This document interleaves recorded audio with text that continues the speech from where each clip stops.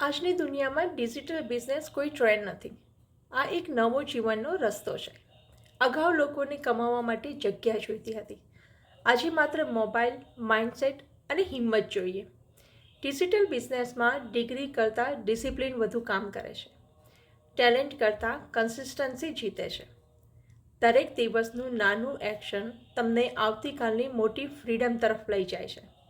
હા, શરૂઆતમાં લોકોએ મજાક ઉડાવી હશે, શંકા પણ કરી હશે, પણ યાદ રાખો, જ્યારે પરિણામ આવશે ત્યારે એ જ લોકો પ્રશ્ન કરશે કે તમે આ કેવી રીતે કર્યું.